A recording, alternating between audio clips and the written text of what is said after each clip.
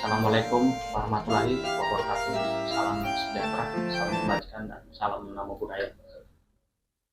Gimana kabarnya Bapak Ibu, saudara-saudara sekalian? Pada hari ini setelah bulan Ramadan, kita The Young Advocate dan LBH Pendidikan kembali mulai membuatkan video. Dan selama Idul Fitri 1445 Hijriah. Terima kasih Bapak Ibu untuk terus mengikuti channel The Young Advocate dan LBH Pendidikan Indonesia. Channel yang selalu memberikan edukasi, pengertian, serta penjelasan terkait hukum.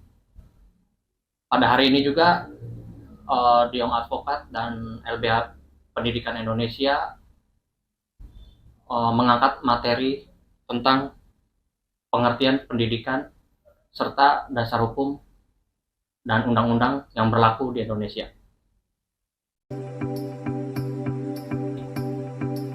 Kita membahas terkait pendidikan, pengertian pendidikan beserta dasar hukumnya maupun undang-undang yang berlaku di Indonesia.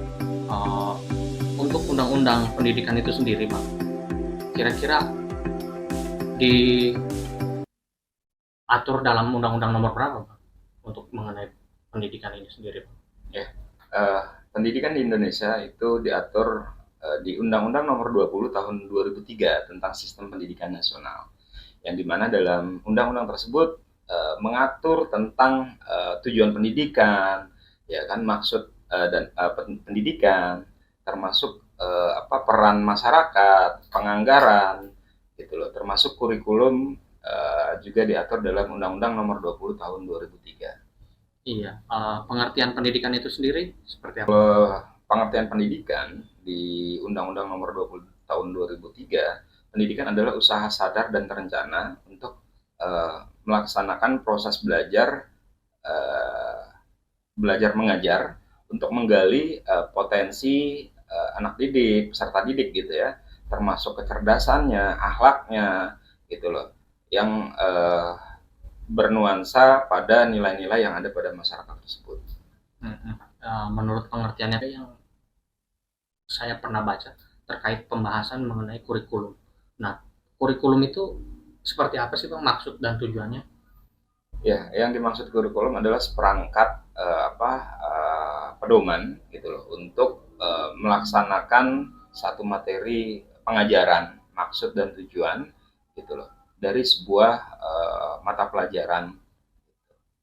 Untuk pedoman ya, Bang, Pedoman. supaya para siswa maupun para pengajar ini punya arah dan alurnya, begitu ya? Iya. Secara mendasar begitu kali ya? Iya. Baik, Bang. Terkait kurikulum ini, beberapa waktu lalu kan si Menteri Pendidikan ini, Pak Nadiem, mengeluarkan Permen ya, tahun 2024 ya, Bang, ya, terkait kurikulum pendidikan merdeka. Nah, menurut Abang seperti apa sih penjalanannya atau penjabaran terkait kurikulum pendidikan merdeka ini, Bang? Ya, di Indonesia ini acap kali ketika ganti menteri, gitu loh, pasti ganti kebijakan.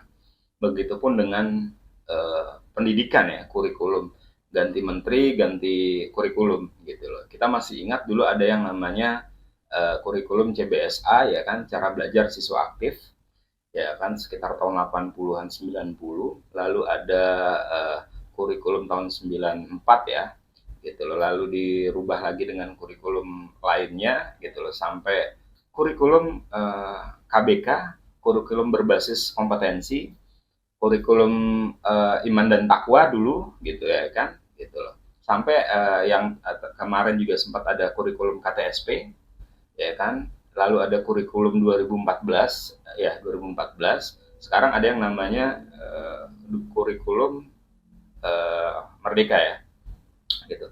Outputnya sebuah kurikulum itu kan bagaimana proses belajar mengajar ini efektif untuk diterapkan pada satu sistem pembelajaran, gitu. Nah, sistem kurikulum merdeka ini yang baru dibuat oleh Menteri Pendidikan saat ini Saya sendiri sebagai pengamat pendidikan gitu loh, itu belum bisa memahami outputnya seperti apa sebenarnya kurikulum merdeka ini gitu loh. Apakah mau diarahkan menjadi uh, siswa-siswa atau peserta didik ini mempunyai kompetensi yang sesuai dengan minat dan bakat, ataupun secara kecerdasan intelektualnya saja, atau seperti apa. Jadi saya sendiri belum bisa menangkap secara utuh gitu loh kurikulum merdeka yang dicanangkan oleh Menteri Pendidikan saat ini.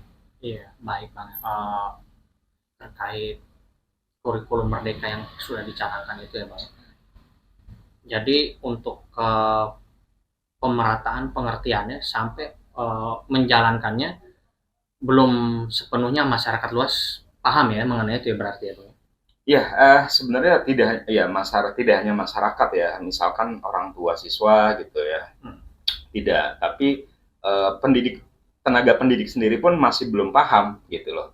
Jadi memang ada ketidaktepatan dalam dalam merumuskan kurikulum di Indonesia. Acap kali eh, dalam merumuskan kurikulum itu tenaga-tenaga pendidik ini hanya dijadikan sebagai peserta pasif untuk menerima apa yang sudah dirumuskan oleh misalkan guru-guru besar, ya kan, pakar-pakar pendidikan, tanpa melibatkan guru-guru atau pendidik gitu ya, untuk bisa memberikan sumbangsi pemikiran. Kurikulum apa sih yang tepat diterapkan di Indonesia gitu loh. Itu pembacaan saya gitu loh. Jadi kurikulum itu hanya dirumuskan oleh guru-guru besar yang ya mungkin praktek di lapangan tidak mengetahui apa sih kebutuhan yang bisa dirumuskan dalam sistem kurikulum kita. Oh iya Bang. Mengenai ini juga Bang. Pendidikan ini ya Bang, sesuai dengan undang-undang ya Bang ya. Pendidikan itu apa hanya didapat dari bangku sekolah kah? Atau dari lingkungan juga perlu mendapatkan pendidikan Bang, menurut Abang seperti apa itu? Ya, memang kalau bicara pendidikan ini sangat luas gitu. Tidak hanya pendidikan formal ya, ada pendidikan non formal gitu ya. Tadi kalau bicara pendidikan formal itu kan ya mulai dari sekolah dasar gitu sampai jenjang ke perguruan tinggi. Itu adalah pendidikan formal. Ada pendidikan non formal misalkan di luar di luar lembaga pendidikan yang berjenjang seperti itu, dari sekolah dasar, menengah, hingga ke perguruan tinggi. Gitu. Jadi bicara pendidikan tidak hanya berbicara terkait dengan pendidikan formal saja, ada pendidikan vokasi, ya kan, gitu loh, ada pendidikan informal, gitu, seperti itu. Baik Bang. Untuk karena uh, background podcast kita ini juga dari LBH Pendidikan Indonesia ya Bang ya. Uh, Selama ini giat-giat apa sih Bang LBH Pendidikan Indonesia ini yang sudah memberikan hasil nyatanya, hasil karyanya untuk masyarakat sekitar Bang dari LBH Pendidikan? Ya, pada dasarnya Lembaga Bantuan Hukum Pendidikan Indonesia dibentuk gitu loh untuk tujuan bagaimana memberikan uh, pemahaman atau kampanye mengkampen kepada masyarakat dan negara khususnya gitu loh agar bisa memaknai bahwa hak setiap warga negara itu untuk dapat mengenyam pendidikan gitu. Tidak hanya memberikan pemahaman dan kesadaran saja kepada masyarakat, tapi juga eh, memberikan pemahaman juga pendidikan yang berkualitas gitu loh. Jadi pendidikan itu adalah hak konstitusional, hak mendasar setiap warga negara Indonesia, dan mendorong pemerintah juga gitu loh agar bisa memberikan pendidikan yang berkualitas dan merata tanpa ada diskriminasi. Baik Bang. Nah mengenai ini Bang, terkait kebijakan yang sudah dibuat sama pemerintah ya Bang ya. Terus sudah dilakukannya kerja-kerja Abang sebagai Direktur LBH Pendidikan ya kan yang sudah berjalan cukup lama ini ya Bang. Sudah sesuai nggak Bang kerja pemerintah ini sesuai dengan Undang-Undang Dasar 1945 yang terkhusus ini pasal 31-nya, Bang. Ya, bicara pendidikan, ya saya ingin mengingatkan lagi bahwa mukadimah eh, Undang-Undang Dasar 1945 juga menyebutkan bahwa kemerdekaan yang hari ini kita nikmati gitu adalah untuk mencerdaskan kehidupan bangsa. Itu tujuan dideklarasikannya, diproklamirkannya negara ini. Gitu. Nah, bagaimana pemerintah negara dalam hal ini gitu bisa mewujudkan hak mendasar warga negaranya, terutama untuk mencerdaskan kehidupan bangsa melalui apa ya, melalui jalur pendidikan gitu loh. Memang ada perubahan gitu ya, bahwa di Undang-Undang Dasar 1945 negara itu membiayai kebutuhan atas pengelolaan biaya pendidikan gitu. Nah, maka itu di Undang-Undang Nomor 20 tahun 2003 tentang Sistem Pendidikan Nasional, itu setiap warga negara gitu loh, Indonesia gitu loh, berhak untuk mendapatkan pendidikan dasar gitu, mulai dari usia 7 tahun hingga usia 15 tahun gitu loh. Sehingga anggarannya itu memang harus dipenuhi oleh pemerintah pusat maupun oleh pemerintah daerah melalui APBN dan APBD. Seperti itu. Tadi kita sudah berbicara panjang lebar terkait pengertian pendidikan, pengertian kurikulum, serta penerapannya ya sesuai dengan Undang-Undang 45 terkhusus pasal 31 dan Undang-Undang Pendidikan ya 2003 ya, Bang ya. Nah, terkait Undang-Undang Pendidikan yang saat ini diterapkan, Bang, mengapa masih ada permasalahan seputar pendidikan sih, Bang? Terus adanya kekerasan di dalam pendidikan itu, baik dari si siswa terhadap siswa maupun siswa terhadap guru, guru terhadap siswa. Itu seperti apa sih, Bang, yang seharusnya ya kan diterapkan agar bisa berjalan harmonis dan tidak terjadi seperti itu lagi, Bang? Ya, memang perlu ada pemahaman yang agak sedikit revolusioner ya kalau mau bicara membangun SDM bangsa Indonesia. Jadi perlu ada pemahaman gitu loh, agar masyarakat kita gitu loh. Jadi saya tidak menyalahkan masyarakat ya, apalagi yang ada di daerah.